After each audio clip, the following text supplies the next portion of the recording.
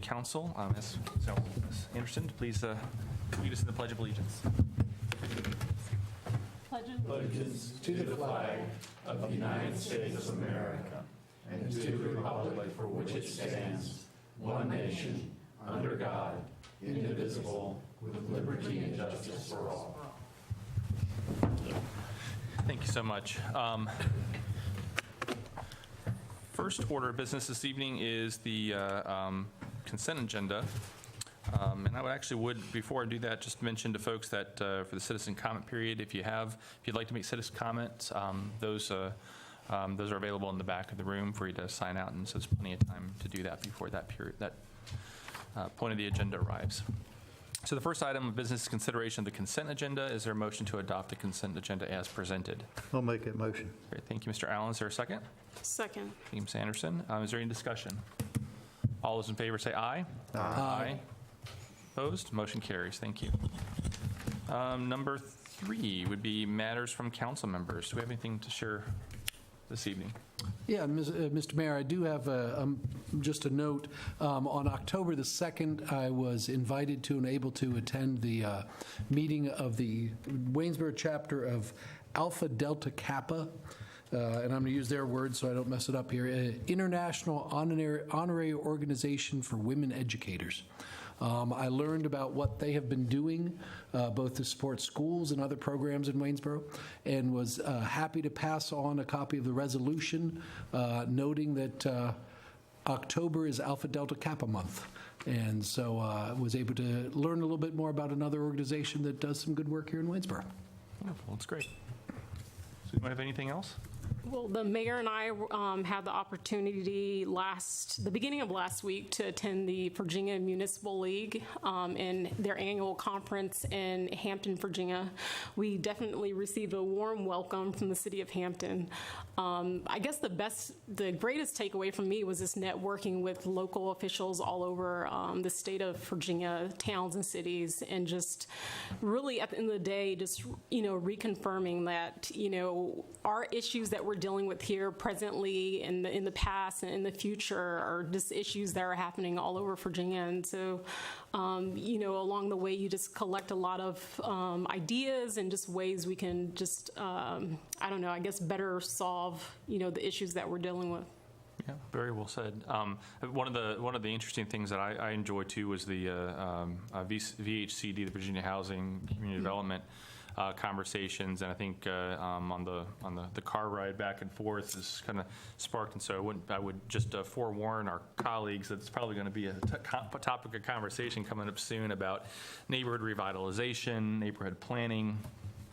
And what opportunities there might be to partner with our state agencies to help facilitate some improvements into some of our neighborhoods. So it was a very, very productive conversation. I'll just add, Mr. Hamp and I had the privilege and an opportunity to meet with the Port Republic Road Historic Commission Association and about some issues important to our entire community and specifically within the Port Republic neighborhood. And so I enjoyed that conversation and look forward to continuing that. Was honored to speak on behalf of the city at the Serenity Gardens brick dedication over the weekend, which was just a remarkable event, and to honor those that have been lost. And I think a testament to the hard work of the Serenity Gardens Executive Committee, Dwayne Jones, Parks and Rec staff, of what a tremendous asset that we have in our city to honor those and to celebrate new beginnings as well. So it's just a neat place. And then last, I wanted to just add about you might have read in the paper, but jointly the City Council and Waynesboro School Board are going to be hosting a community conversation about the future of local elections in the city of Waynesboro on October the 29th at 6 p.m. to 7:30 p.m. at Kate Collins and the cafeteria, so up on the top lot, the top parking area. And so very much look forward to that conversation and welcome folks to come out and take part in that important conversation. That's all I have. Okay. All right. Number 4 is to consider adopting a resolution recognizing the Imagine a Day Without Water campaign conducted by the National Value of Water campaign and supported locally by the Waynesboro Department of Public Works. Mr. Shaw.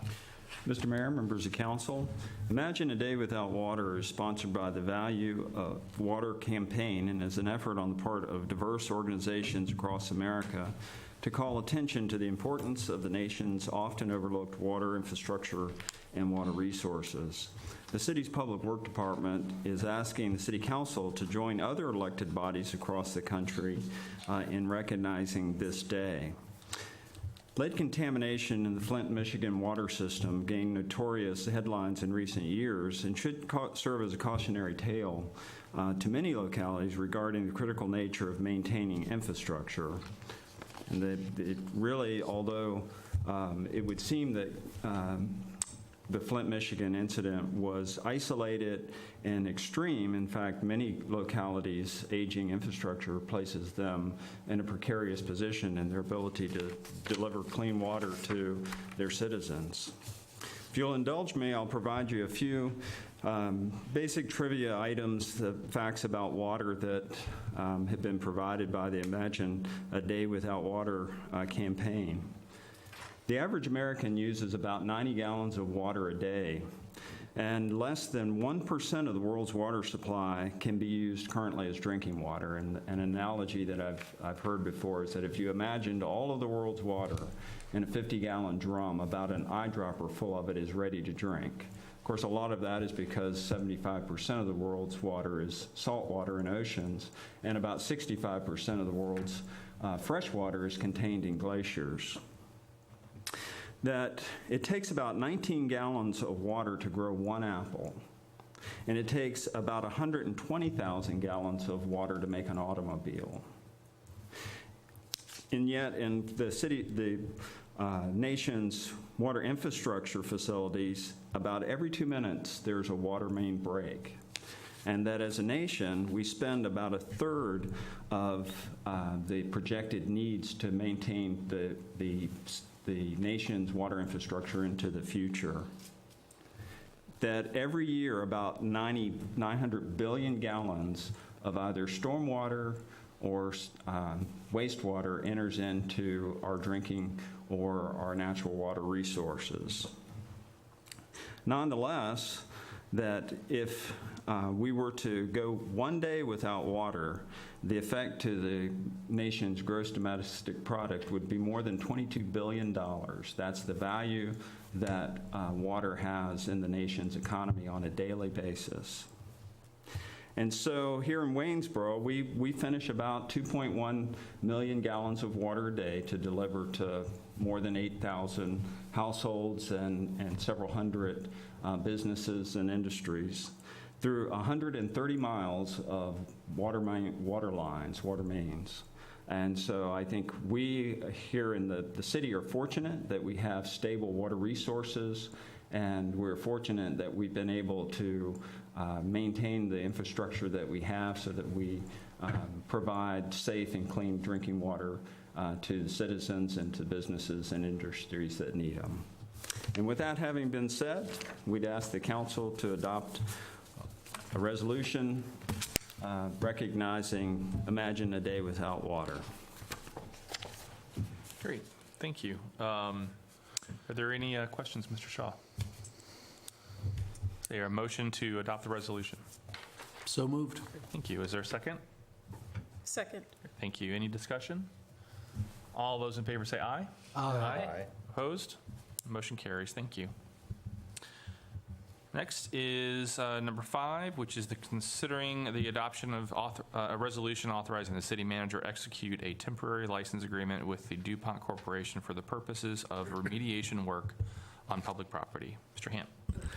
Mr. Mayor, members of council, this evening I'm recalling fondly a geometry teacher who, when his protractor went missing, would playfully accuse the class and rub his forehead and say, "Somebody has taken my protractor." Somebody has taken our remote control, or the clicker, as we would say. So we're going to do this pre-clicker technology. And we'll recall Mr. Conrad Guthrie fondly this evening. In accordance with the Federal Resource Conservation and Recovery Act, the DuPont Company is required to develop, or has been required to develop, a corrective action plan to remediate mercury contamination released from the Waynesboro manufacturing facility in the early to mid 20th century. The work proposed that you'll hear about tonight is meant to satisfy that requirement.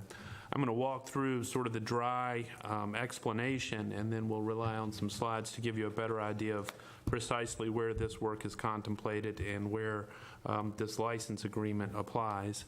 Remediation efforts either remove or encapsulate mercury-contaminated soil through a series of stream bank management projects. In one scenario, contaminated soils will be removed by excavation in the riverbank, restored through structural and vegetative means. In a second scenario, mercury will be encapsulated using a geotechnical mat or biochar, and additional soils and vegetation are introduced as well in that scenario. The DuPont Remediation Group has discussed the concept of stream bank remediation. In fact, most members of council are probably already aware of this work, as it's been undertaken in several points, conspicuously visible several points along the river. And so this is a continuation of that same process. In the review process, our staff have worked with them to refine proposals to preserve to the greatest extent possible the resource of the river, its aesthetic, its recreational benefit, and its contribution to the general environment and beauty of our community. I would say that DuPont has been as responsive as reasonably they can be, and we're appreciative for that cooperative effort. And so we continue this work tonight. This license agreement functions essentially as a temporary construction easement across public property that lies sort of in the right-of-way along Riverside Drive, which is in the historic Port Republic Road neighborhood. Dwayne, if you can cue up the slides, please. This is an overhead vicinity map. You'll see the highlighted area and the arrow point to the project area that's just north of Abbey Place and north of the railroad crossing there. This is Riverside Drive in its current conditions. It's a public right-of-way, and that's where the remediation activity will actually go from this point northward through property about 600 to 800 feet to the north. And there's also remediation activity contemplated contemporary to this project behind Shiloh Baptist Church and adjacent from Shiloh back to Abbey Place.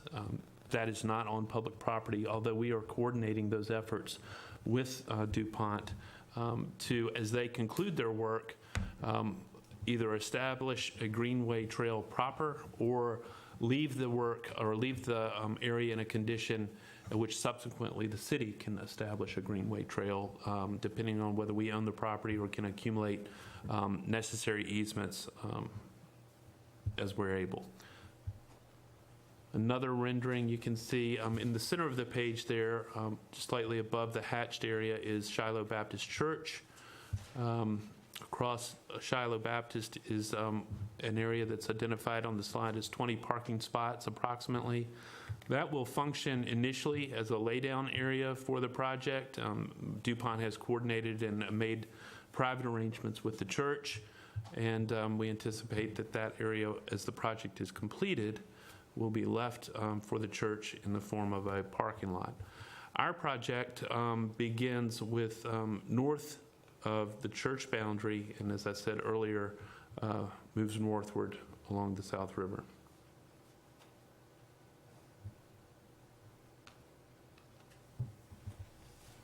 These are schematic renderings.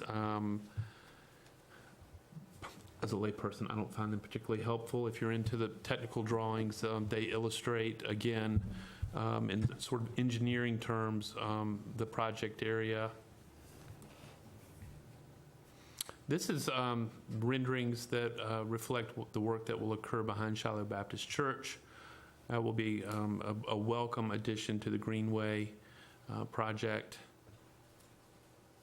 And then this is what we would anticipate for much of sort of the public property, the state in which it will be left.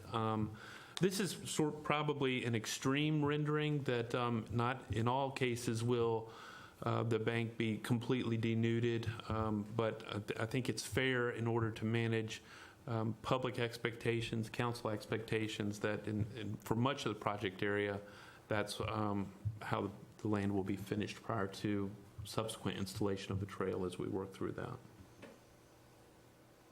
And that's that. If you have any other questions, I'm happy to respond to them, but this is the license agreement that allows DuPont to pursue their remediation work in that Riverside Drive corridor. Great, thank you. Is there any questions for Mr. Hamp? Okay. So this is quite similar to the work that was accomplished 2 Octobers ago at Constitution? Correct. With the And, exception of some of the vegetation, the level of vegetation. yes, sir, that's correct. And quite similar, actually, the photo that we suggested would be the rendering is visible off of 2nd Street over by the city shops, and that's a similar project there that they're wrapping up. Okay, Yes, sir. great. All right, no questions. Is there a motion to introduce the ordinance, a resolution rather? So moved. Is there a second? Second. Great, thank you. Is there any questions? All those in favor say aye. Aye. Opposed? Motion carries 5-0. Thank you. Number 6 is to consider adopting a resolution establishing the personal property tax relief rate of 49% for calendar year 2018. Mr. Hamp. Yes, sir. Mr. Mayor, members of council, in 2004 and 2005, the General Assembly enacted legislation and budget amendments that altered significantly the manner in which localities administer the personal property tax or the car tax. At the time, it was a chief reform and a center of a gubernatorial candidate's campaign plank, and ultimately the General Assembly adopted the program in some form. In short, Virginia localities are furnished a sum of money, a fixed sum of money from the Commonwealth in order to rebate qualifying value on personal vehicles in a community. Because the value of the car stock and the number of cars in a community tends to increase over time, and the relief from Richmond is fixed, the actual percentage of relief for individual taxpayers declines over time. The law requires that the elected local body establish by resolution the rate of relief for the particular tax year. This year, the rate of relief as calculated by the Commissioner of Revenue is 49%, and you have a resolution for your consideration establishing that officially for our community. That's a 1% drop from the previous year. So that's not all bad news, but over time, that benefit of the program will decline for individual taxpayers. Any questions? Is there a motion to adopt the resolution? I'll make it motion. Thank you. Is there a second? I'll second it. Thank you. Is there any discussion? All those in favor say aye. Aye. Opposed? Motion carries. Thank you. Number 7 is to consider approving an application from the Parks and Recreation Department to close designated streets and for amplified sound on Saturday, December the 1st, 2018, from 3:30 p.m. until 9:30 p.m. for the annual Downtown Christmas Parade. Mr. Hamp. Yes, sir. This is the same route as in previous years. The primary road, the earliest road closure occurs for assemblage around 3:45. The more firm and more wide route closures will begin approximately 5:30 p.m. on that Saturday, December 1st. The route includes Short Street, Arch, Market, Federal, 11th, Wayne, and Main. We expect that the event will be concluded and cleanup will be completed by about 10 p.m. Unless you have any questions. Any questions? Do we know which way the parade will be going this year? Same as in previous years. Uphill. So up the hill and down the other way. Okay. Great. Is there inclement weather date? There is. I apologize. It's Tuesday the 4th, December 4th. So should we look to that as one fell swoop of a resolution? Sure, that would be helpful, yes, sir. Or a motion that approves the closures for either the 1st or the 4th. Is there a motion to adopt the resolution as amended? So moved. Great, thank you. Is there a second? I'll second. Great, thank you. Is there any discussion? All those in favor say aye. Aye. Any opposed? Motion carries. Thank you. Number 8 is to consider introducing an ordinance appropriating $19,931 of state categorical $4 for life funds to the general fund for pass-through to the Waynesboro First Aid Crew. Mr. Hamp. Yes, these, as the introduction indicates, are categorical state aid. On each vehicle registration, the state collects actually $4.25, $4 of which are returned back to the locality. It has been our practice to transfer our allocation to the Waynesboro First Aid Crew to support their operation. All right, thank you. Any questions? Is there a motion to introduce the ordinance? I'll make it. Great, thank you. Any ordinance introduced this evening will be carried forward to the next meeting. Yes, sir. Thank you. Number 10 is to consider introducing an ordinance appropriating a portion of the government equipment replacement reserve in the amount of $53,766 to the general fund for transfer to the fleet fund for the purchase of a replacement dump truck for the cemetery. Mr. Ham. Did we skip number 9? Yeah. Did I jump one? Yep. The I was trying emergency to catch up. operations. Oh, sure enough. I'll jump back to it. Thank you. So the dump truck currently assigned to the cemetery division is a 1995 Dodge. It has 77,000 miles, and its age and mileage wouldn't necessarily or immediately suggest problems, but we attempted to, or we recommended that the vehicle be replaced in 2014, but we determined as a group that we would repair and try to exact some additional life out of the vehicle. Some of the challenges that we have in affecting repairs in its current state is that some of the deficiencies relate to the condition of metal in the floorboard and metal in brackets that hold seat mounts, a strap that holds the fuel tank. So it is my recommendation to the council that we appropriate roughly $53,800 to replace this vehicle with a snowplow package so that it could augment removal resources outside of the cemetery in parking lots and et cetera in snow events. I'm trying to see if there's other relevant information here. Let me pass this around. This will give you some additional idea of the vehicle that we have in mind, the type of vehicle that we have in mind. It's a little bit of research and shopping has to occur because of, you can imagine that navigating headstones and burial sites in the cemetery is challenging. So this is not a standard size dump truck. This is a smaller size truck with dump capability that allows us to kind of work and move in tight spots that are common in the cemetery. Unless there are other questions. I have a couple questions. Yes, sir. In the past, we've always had a full-size truck there that we've managed to do the job with over the years, haven't we? I don't know. I think yes for much of this. It's a 1-ton truck, and it's a 1-ton truck now. Okay. It's the same basic size. And do we have a cost? We talk about the repairs. Somebody likes to get the life out of everything we have, and I'd just like to know if we would decide to do those repairs, do we have an estimate of what type of cost it would be?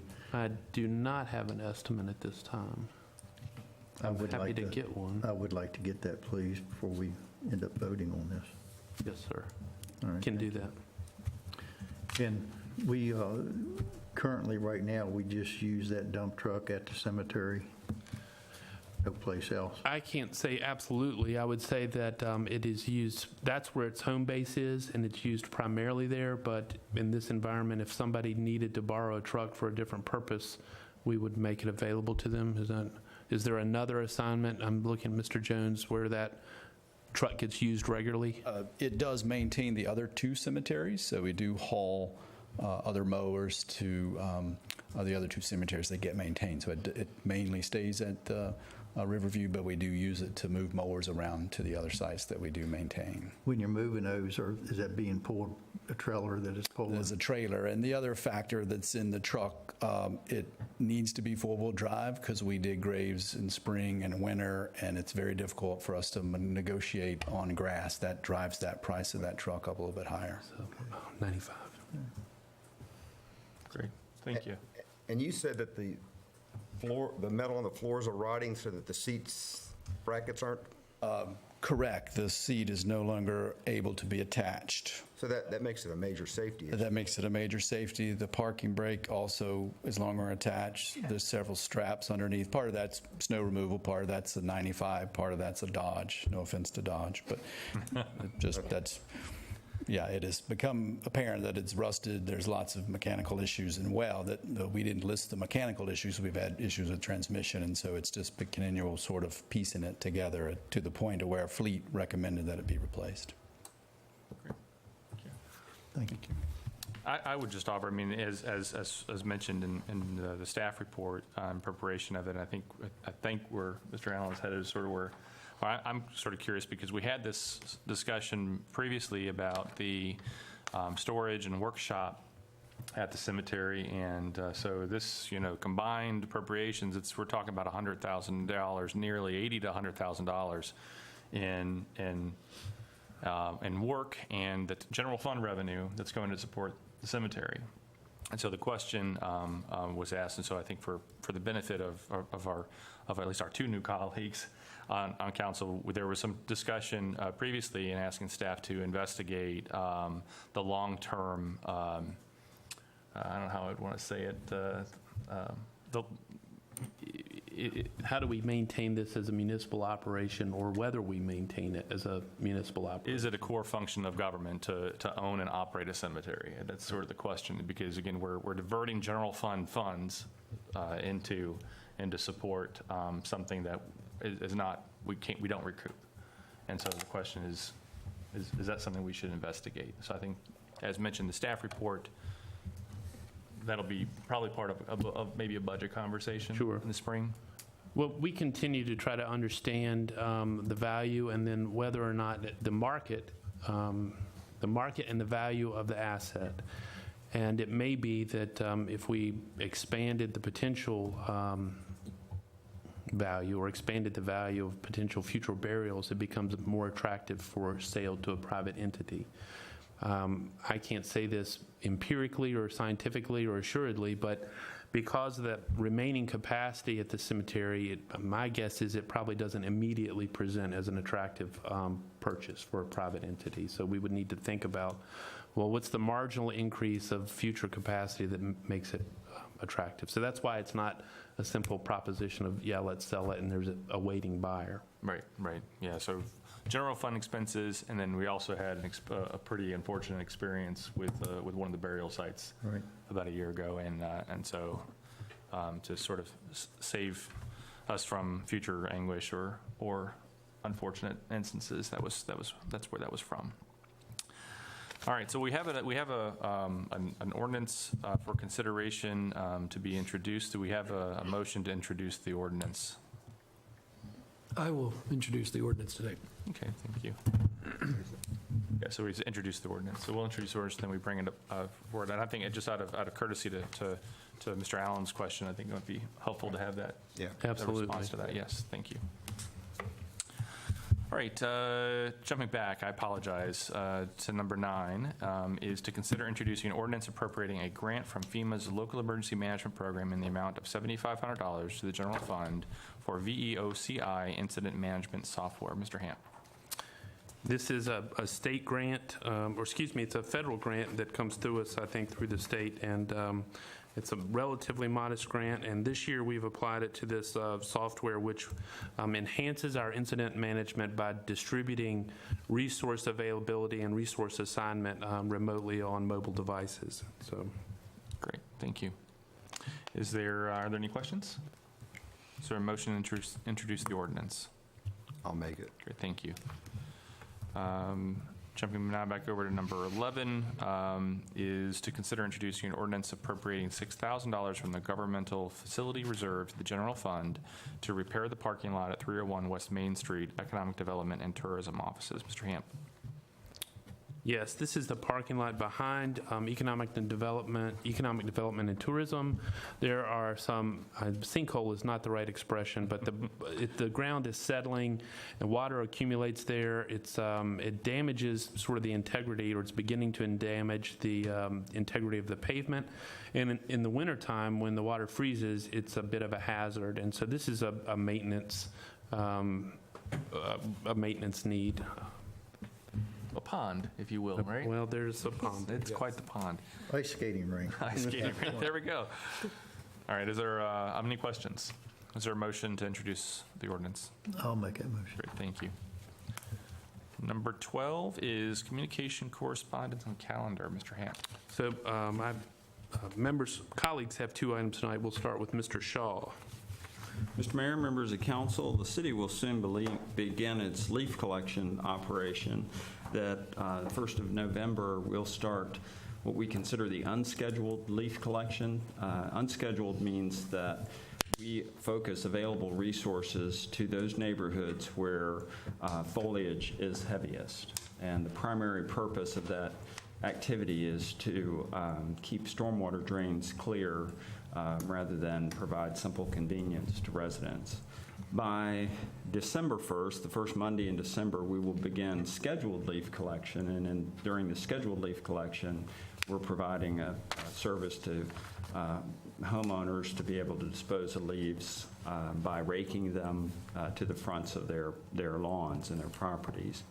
And when that activity begins, then we have a map that we make available and try to communicate to folks when they could expect the crews to come through their neighborhoods where we are in our collection process.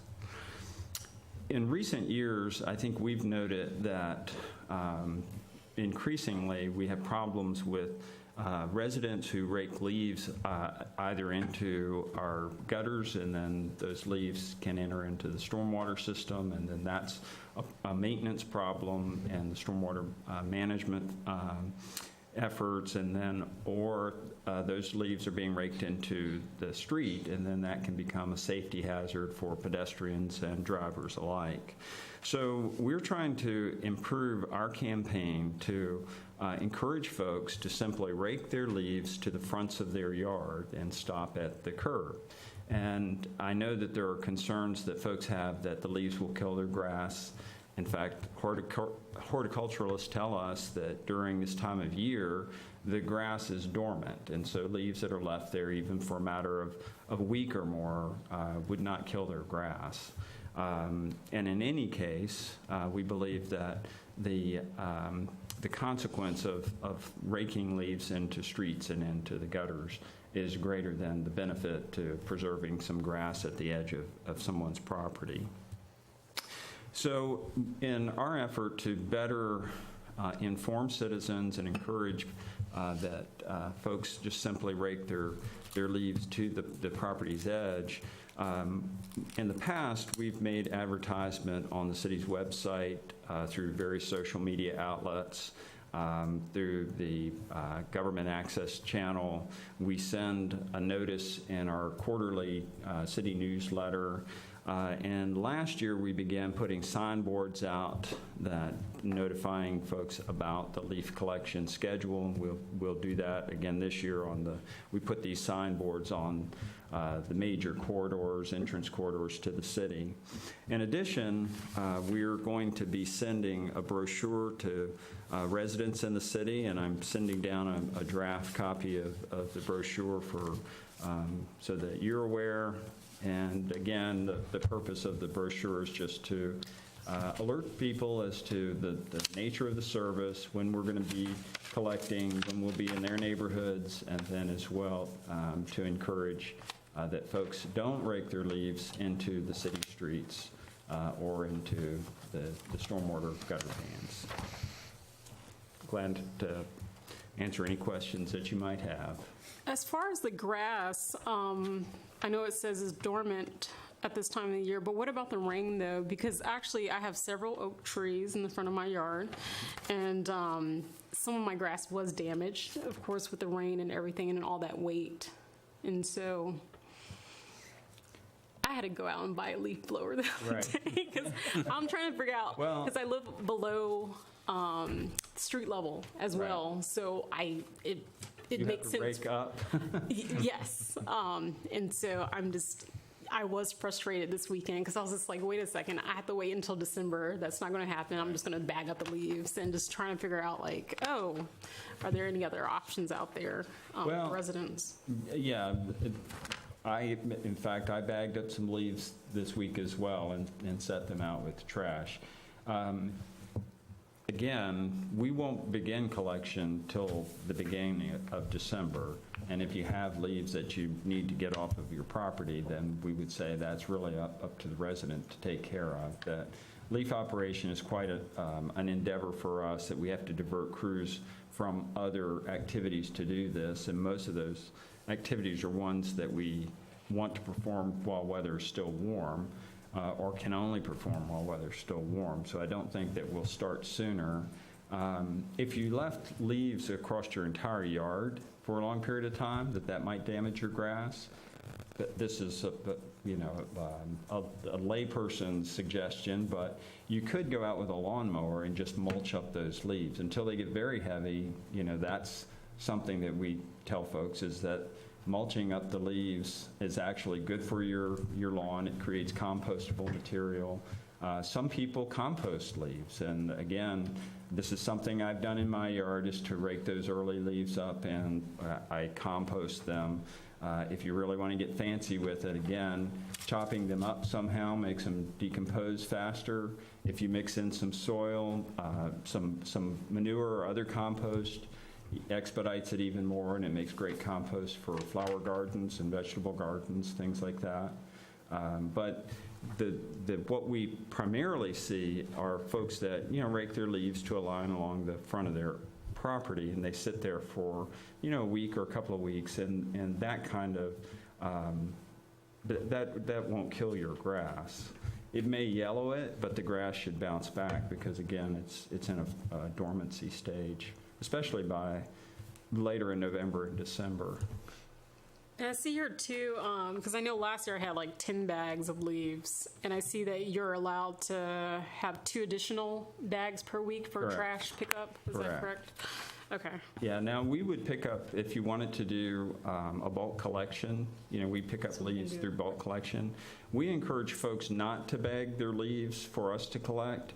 We actually send tons of leaves out for composting.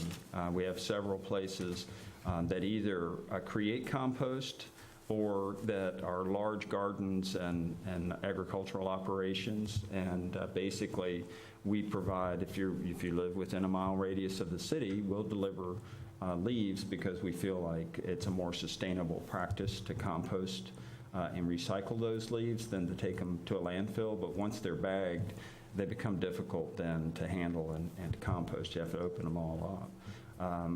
We have had residents that would ask us to drop leaves off, but generally a leaf collection, one truckload of leaves is tons of leaves, and most people see that and realize, well, they really can't use that in their vegetable gardens, and we don't really have a system that says we'll drop off a couple of pounds of leaves here and a couple of pounds there.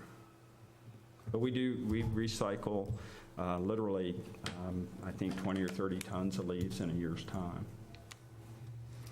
Did we ever think of having a place, we take and recycle our Christmas trees, to have a place where somebody, if they want to bag up a couple bags, and they either put them in their trunk or have a car that they could bring them and dump them?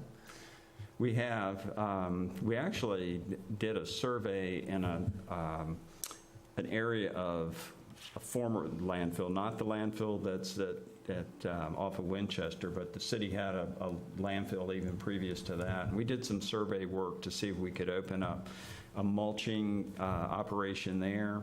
And we're still looking at that, but it's not without some complications. That once you get a compost pile even of a certain size, it's regulated by the DEQ. And so we look at it because we still think that it might be something the city council would want to pursue because, for instance, after big storm events, we chew up lots of vegetative, branches and that sort of things. And then that piles up and that could be used for compost, and then leaves could be used for compost. And then, as you say, it could give folks another place to take yard debris, leaves generally, that could be mulched and, recycled. And I think it's certainly an idea worth looking into. It's not without some expense, but it's something we've considered as well. What is the mechanism if someone does end up putting their leaves out into the street and it is a hazard? Is there a citizen mechanism to say, hey, what do we do with this? The challenge that we have, and I'm glad that we have legal counsel tonight, but we've posed this question to legal counsel before, that there is a violation of ordinance if you obstruct a city street. The challenge that you have is demonstrating that you've really obstructed a city street. So in other words, if there are leaves that have spilled into the roadway, to say that now you've made the roadway impassable is something of a difficult test to prove. And then beyond that, there's a matter of who polices that logically, it would be your police department. And I think there's a question, at least at the administrative level, as to whether that's the best utilization of that resource, is to send policemen around to issue citations that are maybe difficult to basically try and take to court. Having rendered my legal opinion, I would ask counsel if you see it differently. No, and you think about what the judge sees on a daily basis, and I don't know you get too many convictions on that, and I agree with everything you said. So, what about the question of if, there are instances where folks don't abide by the leaflet, and it's placed out there in the next few weeks, and it sits out there for a month and a half, and it rains and it snows and it freezes, and when no street light, it creates a serious tripping hazard. I spoke to a woman shortly after I got elected who broke several bones. Yeah, that's right. And so it's frustrating that we can't find a way to, at a minimum, how can we more broadly? How are we going to communicate this? How are folks going to receive this? They'll receive it in the mail. They'll receive it at their home. I'm almost curious of that. Mr. Ham and I have had this conversation about even just code enforcement and, hoarding conditions and stockpiles of debris in front of someone's home, is that, 9 out of 10 times, or maybe 7 out of 10 times, we've got someone from Public Works is driving by that house. And so can we have someone get out of a truck and go put a note on that person's door to say, you've violated the ordinance, please remove them from the street. And the only goal out of this is just 4 cases like this. I remember the story. It was a horrific story, and there's others like it. And it'd be great to find a way of what is the remedy to enforce it? Because it's either an ordinance that means something or it's not. It's either. Well, as in many things, I think all things are possible if you want to devote the resources to their accomplishment. And so I think the question that arises is, to what degree do you see this as a serious public problem? To what degree is the problem created because we provide the service? In other words, not all localities provide this service. To what degree, again, I would say to you, no, we really don't have the available resources to send somebody out to inspect. We struggle to provide the resources to collect the leaves. And so there's not somebody that, we can point to and say, hey, it's actually their job to go and to do this. Now, if the council would like to provide those resources, then that's a conversation we certainly have. And generally speaking, if you'd like to collect leaves more quickly and provide more resources, rather both in terms of equipment and manpower to do that, then certainly those things can be done. I think it's a matter of the degree of importance that you place on ensuring that leaves aren't found in the street.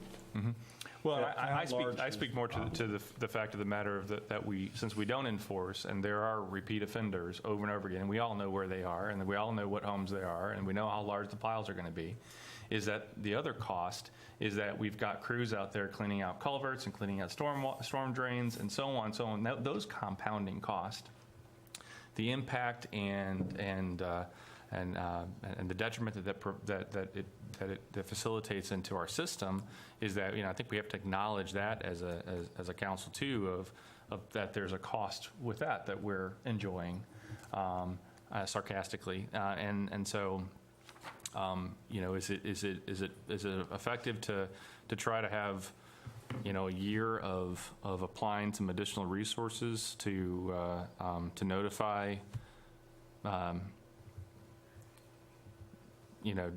detectable issues in different parts of the city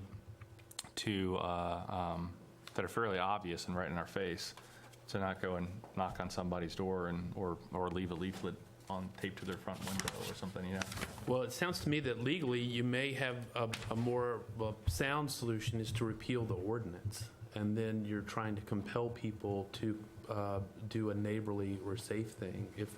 If it's difficult to if it would be difficult to achieve conviction in the general district court, then how we enforce isn't going to be, as I understand it, Well, yeah, I would not encourage, relevant. I don't have that ordinance in front of me. I guess maybe I could find it right here, but, the point of that is not so much for leaves in the street, it's someone leaving their car in the street or a washing machine in the street. I mean, you absolutely want to make that illegal, but if they've just, if they put a pile of leaves as high as me all the way across the street, well then, yeah, I mean, that's a crime, and you would be able to prove that, but I don't think that's really what anybody's talking about here. So I wouldn't encourage repealing the ordinance, it's just a question of, I guess Melissa or maybe Jordan has looked at this and discovered, that's sort of your strongest bet here, which is not much of one, but I wouldn't encourage repealing the ordinance, but certainly we can ask folks to do stuff, and then, if we're talking about giant messy piles of stuff, I guess I haven't looked at your nuisance ordinance, but I think that's something that you've talked to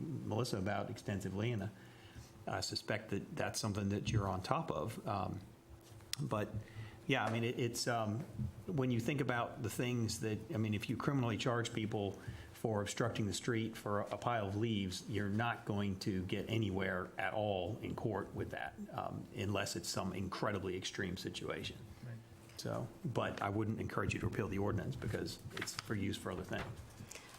But at the same token, if somebody piles the leaves up and it creates a hazard which causes an accident or somebody to fall and break bones, then there's civil ramification for the person that's injured, correct? Yeah, if it was a cause of the accident, absolutely. I mean, we've had in my case of, dogs in the road case where the property owner lets the dog out and someone runs over a child, which was the case that we had once. So yeah, I mean, if you've created a hazard and someone is hurt, then yeah, you pay for that. But then you've got a matter of proof, and also of I mean, there's all other tort laws with respect to that. It's kind of the trip and fall cases are quite hard to win because you have to show that the property owner had noticed that it was dangerous, but the person who was walking along didn't have noticed that it was dangerous in some way. So that it's not a perfect remedy, but there can be a remedy. So, I'll get you in public. I was just going to say, I signed up to speak in the public. I'll get you a public, and I will. And it's relevant, so. We'll get you then. Okay. So what happens in the case when the leaves are, like half of my leaves on my tree fell on the street? And I will say, like, based off of this, like, I'm committing a crime because the only thing I can do was to blow them in a huge pile and we do have a wide street. It is a dead end, but at the same time, I wasn't going to blow these dead leaves that were made habitats by all sorts of things into my yard, you know. And I don't, again, I'm going to rely on You know- legal That's counsel. not a crime. I don't think that's a crime. That if your leaves blow into the street, if your leaves, you know, we have folks who complain that leaves blow from the city parks onto their property, things like that. I don't think those are. How many leaf collection trucks do we have? We'll start with 2. We never have more than 4. Okay. I would like to have a conversation about, you know, just doing it quicker, earlier. Just Well, what are the other options out there? I don't The know. caution, again, we sit here today with, I don't know, 8 or more public works positions unfilled. And these are folks that come either, some of them come from Parks and Rec to come and help us. A great many of them work in the streets crews of public works. And the equipment itself is expensive, and it's only used for a very short duration. And so we're glad to do that. I mean, we're glad to bring council what, you know, the estimates that buying the equipment to do it, and, you know, how do you hire manpower that you need for about 2 months? Do you want to divert public works crews that work in your streets and water divisions and then pay for those from the general fund? Because that's another issue. When we're doing the unannounced leaf collection, or unscheduled rather, we're able to use funds through the Virginia Department of Transportation, because the purpose is not as a convenience for folks who want to do yard maintenance. It's as a way of keeping those leaves out of the stormwater system associated with the street. Once we announce it, then that all becomes a general fund expenditure. And so we're happy to have those conversations with council. Again, my only caution is this, is to consider what you think the real public nuisance or public good to be achieved is relative to what it's going to cost. And is it, do you think that the service is that either that deficient, or that somehow we as municipal government have created a nuisance in the way we either conduct the program or by conducting the program at all? Tell you, always another option is to get bids from outside contractors if you don't want to hire more year-round employees. So that's always an option too, but again, it all comes with a cost. Yeah. Well, good. Well, I would encourage my colleagues to talk to folks in the community, and I mean, ultimately, I mean, that's kind of why we're here. I mean, if it's an important enough conversation, and we, I know in my 2 years, it's, you know, I hear a lot about leaf collection the same way I heard a lot about snow collection. I think we did an exceptional job last year. I think the de-icing equipment has been remarkable, but enough people said, let's get it done, and council committed to it and provided those resources. The taxpayer provided those resources, and have improved the system. So I mean, I think it is a conversation about it. And I wouldn't. I think it's I mean, it's always important to acknowledge that there's a cost, but certainly something worthy of good. Well, I didn't think we were going to talk about leaf collection this long. Well, no, I good. agree It's wholeheartedly with you that it's something I hear about. I'm not sure that I would consider it one of the things that It's seasonal. It's a seasonal issue, and it has such a short duration, and I'm not sure that it rises to the same level of public good or interest, say, as clean water, but at the same time, I think we recognize that perhaps a first step and a fairly inexpensive step is to try to do a better job of getting information out about what we would like people to do.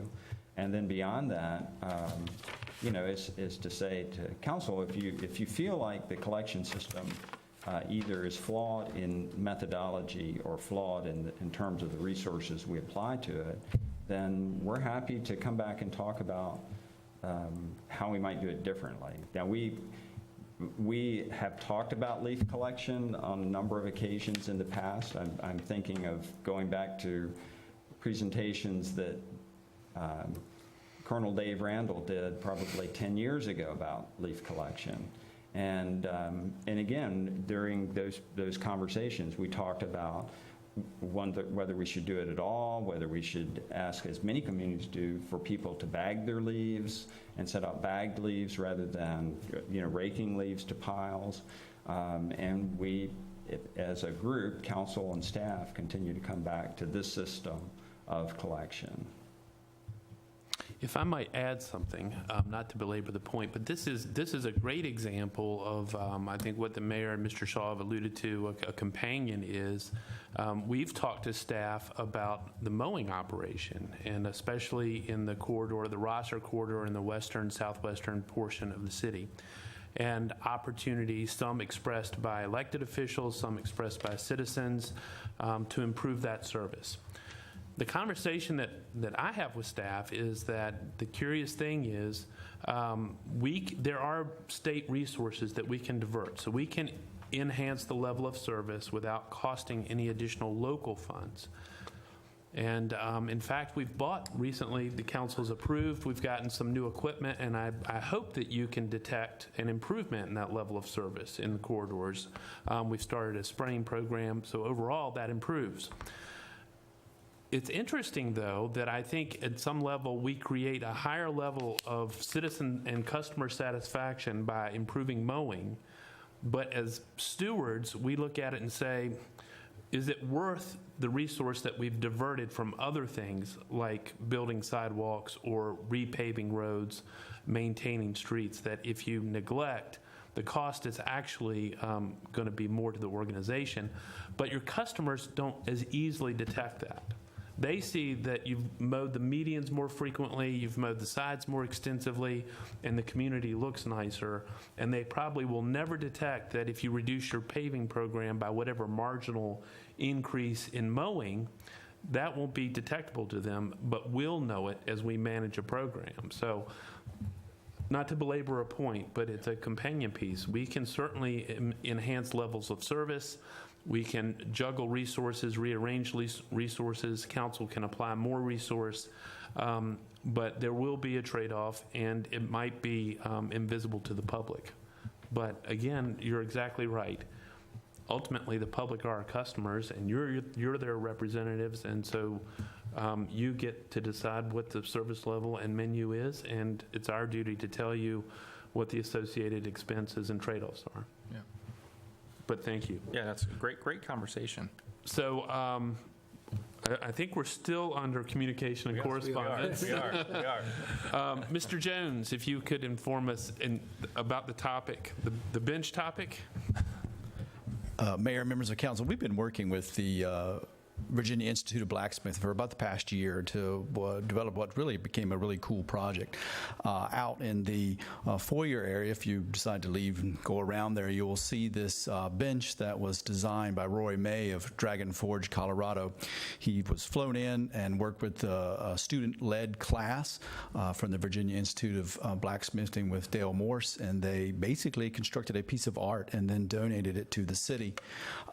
It was they drew inspiration from the ellipse of the western portal of the Crozet Tunnel, which is, again, just about 2 miles from here. So we are very excited to unveil it in what I consider Waynesboro's Super Bowl, and that's the art show, in my opinion. So we're very excited. It's a piece of art. It's functional. You can use it. As a side note, a couple of things you may notice. There's a stamp on the front, and all of the folks that have a mark that they participated in the project, and also the bench seat. We burned wood to replicate what we considered the railroad tie. So there's a lot of history tied in there, but it's a beautiful piece of art. I encourage you to, it's a little dark out there, but you can still see it. Come back during the day, and we're very appreciative. The value in hours that Virginia Institute of Blacksmithing was around $12,000 to put in. It is very, very neat project, and we're happy to partner with them. And we've got other projects that we're working on across the city to utilize that great resource here in Waynesboro. So thank you. That is great. That is so cool. Thank you. Thank you, Mr. Jones. I have one quick item as a matter of public information. Beginning Monday, October 15th, there'll be some new security measures at the Gorsuch Building. They're implemented primarily at the inspiration of courts and court personnel security, but they will impact patrons of municipal services such as the assessor's office, the registrar, and the building official's office. Patrons will be required to go through a metal detector, and in addition, electronic devices will be prohibited in the building, cell phones, tablets, etc., and no weapons or weapon-like items, case knives, etc. We recognize that this will require some accommodation and impose some inconvenience to patrons, especially of the building official's office. We regret that, but unfortunately, it's the nature of the times in which we live. One final note is that the 11th Street entrance will be on a locked entrance and an employee-only entrance going forward. So all patrons, whether court or municipal, will have to enter the front door off of Wayne Avenue. So just an FYI there. So you're saying if I go down there to go into the assessor's office, I can't take my cell phone or my laptop? Yes, sir. That's what I'm saying. And the purpose of this is? So the purpose is not entirely clear. I will get some guidance from the sheriff. It's a directive that comes from the circuit court judge and the sheriff, and so it has something to do with security. Well, I can see security for the courtroom and for the officers and the prisoners and all that access, and that area is already, you have to go through a metal detector to get into that. That's correct. But for the rest of for the assessors and for I go in to get a building permit, to pull a permit down there, and while you're there, you're talking to the people at the window at inspections office, and then, oh, I need this, well, I got to call back to my office, and I don't see how we can conduct business to our public and to our developers. That's just news to me, and I don't see where it's fair to our community. So I think Waynesboro is in a unique position. I don't know how unique it is, but I think it's more common that court facilities are standalone facilities and that you are able to implement the heightened measures of security and restriction that are more commonly associated with judicial facilities in that environment. And then it doesn't, as you've pointed out, spill over or impact municipal patrons. But given the configuration of that building, it doesn't seem, at least presently, achievable to have the rule apply to the courts, but not to the building official or the registrar's office, or the assessor for that matter. Mr. Hamp? Yes, sir. If I could, I happen to agree with Mr. Allen that it creates really a difficult position for non-court related activities that aren't conducted in otherwise secure areas. In other words, our EOC and IT departments are in secure areas anyway in that building. But the clerk of court provided us with an attorney general's opinion that basically said that security was extended to all of the court activities. So that included the clerk's office, and she would like to have the same security as the court room itself. And so you've been in the building. You see the challenge we have is how do you provide the clerk's office with that level of security, then somehow, not obstruct the traffic that's going to the assessor's office and the building official's office. We were even trying to think of ways to create a corridor or something like that so that people could shoot to one and not the other. But as it stands today, there's really no segregation there.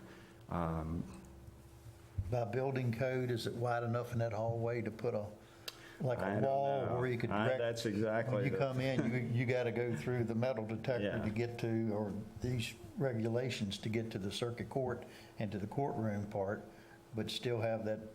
Yeah, I don't know the answer to that question, but that was sort of the line of thought that we had as well. Was there some way to separate that traffic. But I do think it's going to cause some short-term heartburn with Well, with our, contractors is and there homeowners. employees that'll be able to carry? Employees are exempt from that provision.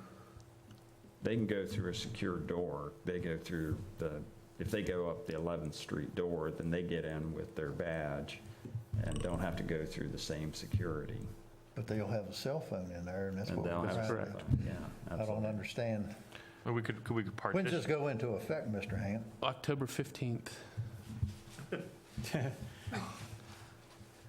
mean, I don't know how we conduct business in the building department without someone having the ability to come in, and we want to, we want to do business in the city, and then, and by the way, leave any of your material, electronic material in the car. I mean, that's. And I'm, I've dealt with court for 20 years, and I understand the safety issues, and I understand everything that has to go into all that. But I look back at how many incidents have we had here, and then I look at, that they're saying this is going to go into effect on the 15th, but we don't care about the rest of the citizens of this town, and we're not really having any real issues there. I think that's just, And we spent tens of thousands of dollars for vegetation removal to Yeah. make sure that material couldn't be stored outside the building. So in fairness, I think originally the implementation date was the 1st. I asked for some additional time to kind of explore solutions and communicate, and so I have to accept responsibility for the timing of the notice. I think that the concern is that the nature of I think there are two things going on. The nature of clientele in the circuit court is our case numbers are up, and the severity of the cases is increased. And so that, to some observers, creates an elevated risk. And I do think that there is a notion that, well, while we've enjoyed safety and security and have been fortunate not to have an incident thus far, let's not wait for an incident before we take additional proactive measures. Personally, I don't see the measures as terribly onerous except for the cell phone provision. I too am concerned and frustrated that of the environment that creates, and we're left to sort of, at least initially, convey what's going on in that regard. well, we just approved the hiring of another personnel in the sheriff's office Right. to man the front door. We just approved money for new equipment to be there. If you go back and look at the statistics of shootings, I would say probably 90-some% of them or more happen on the outside of the courtroom, outside of the building, out in the parking lot. I mean, you're not, when you think you're going to do this and it's going to be a perfect world, the bad person's going to just stand outside and wait with a gun regardless. I mean, so I would like to have more discussion and had more input and more time to try to come out with a solution, whether we have to move our offices out of that building or whatever. I just don't think it's fair to the community. That's just my 2 cents worth. I am happy to take such a message back to the personnel there. Well, I would expect you to. Yeah. Well, what about, you got security set up going in the courtroom now. Why can't we put a security place right in front of the clerk's office, a petition up, and then you go through security to get in the clerk's office, and the rest of that's open for public business? I mean, have a checkpoint. So I think there. you have two I'm not quite sure. Yeah, no, you'd have to have two stands, but I mean, you're keeping the public business open, and you're not moving every department out of that building. You're just creating another checkpoint going into the clerk's office. And anybody passing in and out of the clerk's office would have to surrender their stuff. I think she only uses the one door, is that correct? That's correct. I was almost thinking like interior to it as well. I mean, bulletproof glass walled up to the ceiling and completely protected and partitioned inside. So once you enter her door, it's completely partitioned, and you have to have key cards to get inside and otherwise. And that's similar to what they have in Charlottesville now. I mean, to take the utilization of a publicly owned building that's enjoyed for many other municipal services, it seems, and then to be told, by the way, this goes into effect next week, So let me see what we can do with that suggestion.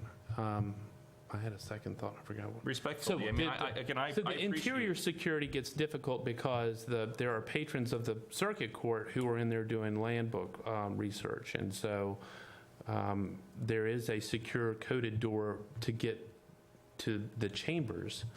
But if you're familiar with the circuit court, there's business that occurs over the counter, and then there's business that occurs looking through land records and the whatnot. And where's the land records office at? It's in this sort of one large room. Okay. So Couldn't you, like some of these other municipalities, put a window that when they come in the hallway, they work at that window, standing in the hallway, and then to get inside, actually, then you have to go, you got to have the keypad, or that door's locked, so everybody can't walk in. You just cut a hole there, and it's like going to the bank, and you don't have to be inside there. I just think there's other options we could look at, and we ought to be afforded the time to look at these and trying to run the city, and trying to provide security and try to do it all, but within some type of reasonable timetable. yes, sir. Any other questions? All right, we'll move on to the next item on the agenda, which is number 13, citizen comment period. Ms. Ray Kasdan. Ms. Kasdan, if you could state your name and address for the record, please. Yeah, Raylan Kasdan, 1913 Mount Vernon Street. And I was gratified. So I had a horrible, horrible accident with a leaf pile around the corner from my house. And I've been kind of lobbying different people in the city government to see if we could improve, I would call it the leaf culture of this town, because it's not really, I don't really have a criticism of how the city is collecting the leaves. But I do want to tell you I'll try and tell you my story without getting too emotional, and it'll put a face on the situation of, what can go wrong, with the way things are now. So first of all, I live in a neighborhood that has no city sidewalks, no public sidewalks. And a lot of people walk for recreation, and in my case, I was walking my dog. And I walked around the corner, and it was 5 o'clock on a November evening, but it was already dark because it was 5 o'clock. And I had a flashlight, and I have reflective gear. I'm pretty safety conscious, but a car was coming up the Bader Street Hill, and I just sort of stepped to my side, and I didn't really need to, because I wasn't in the middle of the street, but in an excess of caution. And what happened was, so you don't see that well at night, right? And it looked like leaves there. And what happened was that it turned out it was a freak accident. Under the leaf pile, the person who had put it there in the street, there were branches also. And my foot got hooked into a V of a branch, and it just kind of broke my ankle like a nutcracker in 3 places. And so I just want to point out, for a pedestrian or, citizen, it just so happened that I left my cell phone home. And I was just around the corner, but, it was night, and I just got lucky in a way, because the woman who was driving that car saw me fall, and she stopped the car, and she kind of waited for me to get up, which, of course, I couldn't. And, I signaled to her, and she came over, and she lent me her phone, and I called my husband, who drove me to the emergency room. But, I mean, it was pretty horrible. It could have been worse. I'm still dealing with the after effects of that break. But anyway, well, I was sitting on my couch, which I sat on my couch for about 2 months. One of the things I did is I went to the city website about leaf collection, and there were guidelines about what to do, about to keep your leaves on the sidewalk, on your property. And I really wasn't aware of that up till that time. So anyway, where the leaf pile was kind of, it could have been belonged to the Presbyterian Church across the street, or the fellow who lived on the corner of Bader and Cherokee. And so I called him. I happened to have his phone number. He's a nice family guy. And I said, was that your leaf pile, or is that the church's? And he said, that's mine. I said, by the way, I told him what happened. And, his answer, this is why I'm telling you, his answer was, oh, I thought we were supposed to put it out in the street. Right. I mean, oh, yeah. Yeah, I didn't know. Yeah. Okay, so that's the thing. He did not know the advisory is that you're not supposed to mix the leaves with a brush. That's not something you've addressed here either. So anyway, I'm advocating for better people to know, that they're not supposed to put this stuff in the street. Okay, thank you so much. Thank you so much. Kathy Johnson.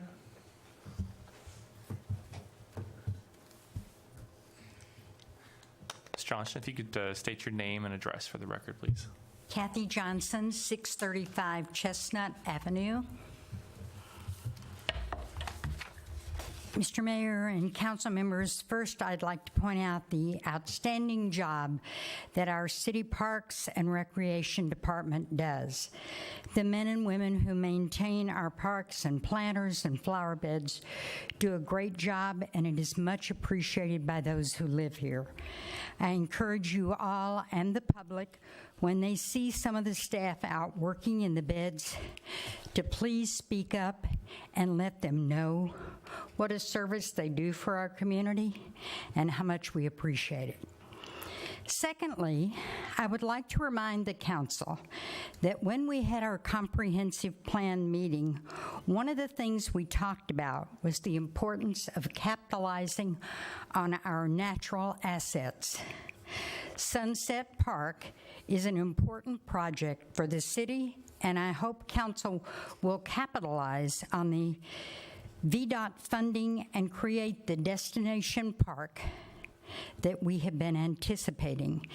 Making that decision now will keep the city on track to achieving the goal that was laid out in the comprehensive plan, and doing so will ensure that by 2021, Sunset Park will be a part of our park system. On another note, if I may, I'd like to encourage council, taking a little sidestep here, to look more closely at how we're handling the leaves and recycling leaves. In the state of Michigan, they changed all of our plans up there, and you had to recycle, and the recycled leaves were then went back to the community so the community could come and get recycled compost to put in their yards or whatever. I'd like to see us consider some sort of plan like that for the future. Thank you very much. Great, thank you very much. That's it, sir. I'm sorry. Thank you very much. All right, I think we have a closed session.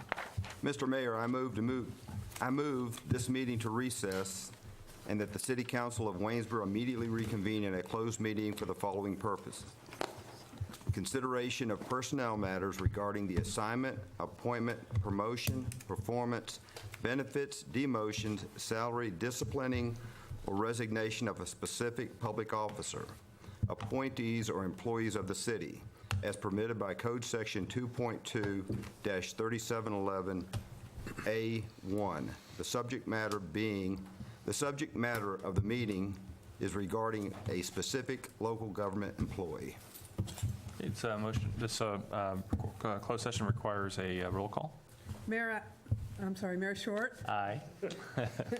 Vice Mayor Henderson, Aye. Councilman Allen, Councilwoman Anderson, Aye. Councilman Hofstadter. Aye. We are closed session.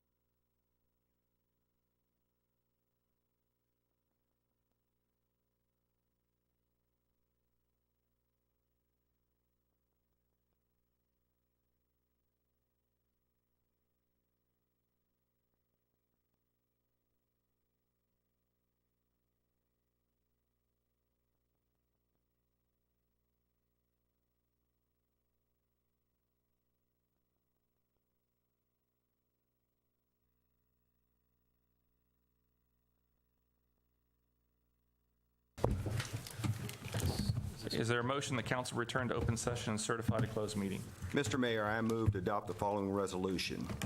Whereas the City Council of Waynesboro has convened a closed meeting on this date pursuant to an affirmative recorded vote and in accordance with the provisions of the Virginia Freedom of Information Act, and whereas Section 2.2-3712 of the Code of Virginia requires a certification by City Council that such closed meeting was conducted in conformity with Virginia law.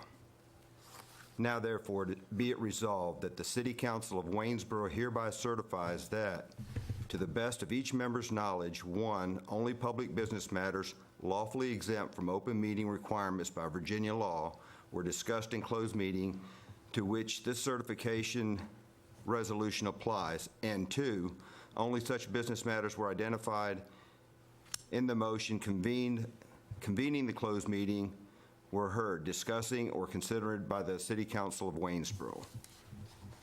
Roll call vote. This motion requires a roll call vote? Mayor Short. Aye. Vice Mayor Henderson. Aye. Councilman Allen. Aye. Councilwoman Anderson. Aye. Councilman Hofstadter. Aye. We're open session. Is there a motion to adjourn? So moved. Second? Second. We're adjourned. Thank you.